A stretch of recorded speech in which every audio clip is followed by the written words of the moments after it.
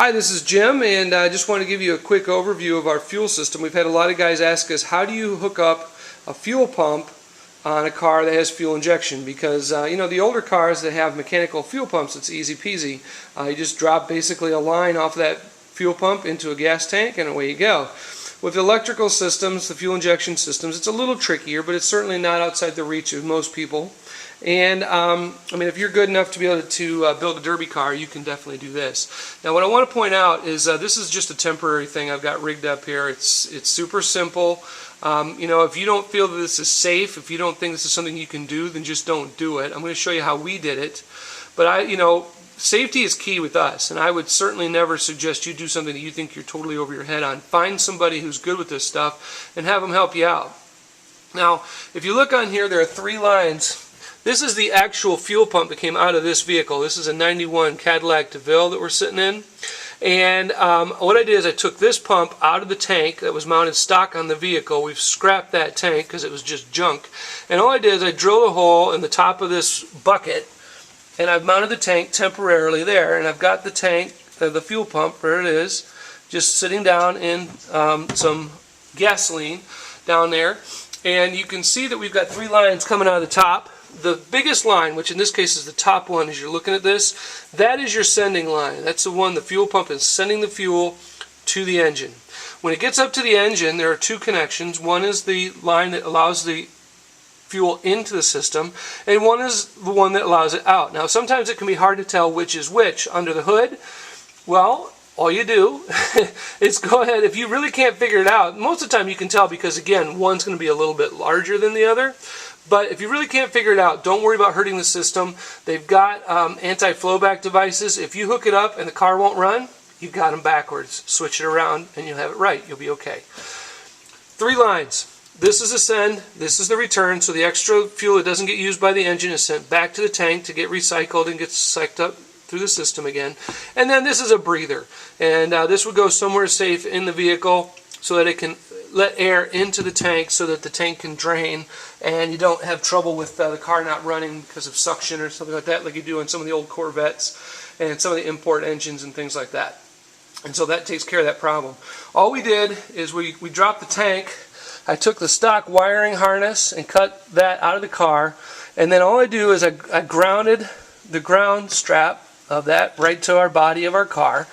And then this wire is just a temporary wire that's running to an extra hot wire that we found in the wiring harness. Now we cut, when we run our wiring, you can look up here, there's a mess on the floor, on the passenger side floor compartment in your vehicle. That's just all this is and that. It's computers, it's all the stuff that the car needs to run. And there might be some stuff mixed in there that we don't need, but for our money, what we do is we just pull all the wiring out of both of the fenders, fender wells.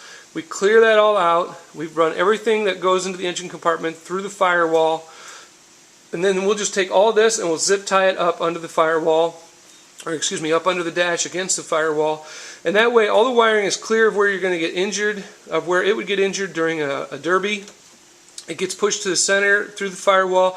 We're going to cover up those holes, of course. This car is obviously not ready to run yet.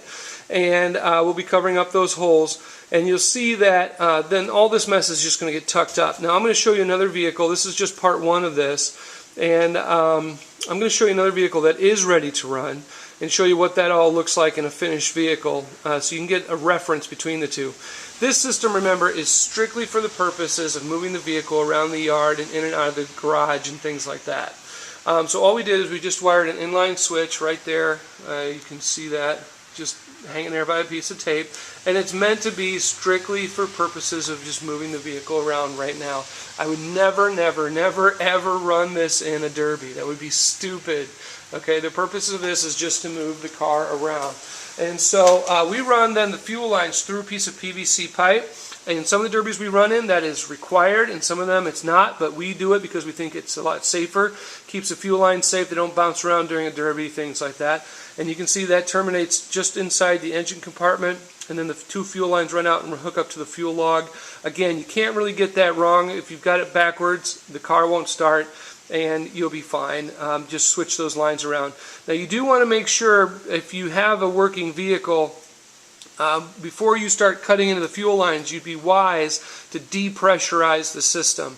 And they're different on every vehicle. I'm going to lift the hood for you here on this car, and you'll see that there is a fuel pressure release, which on this vehicle is right here.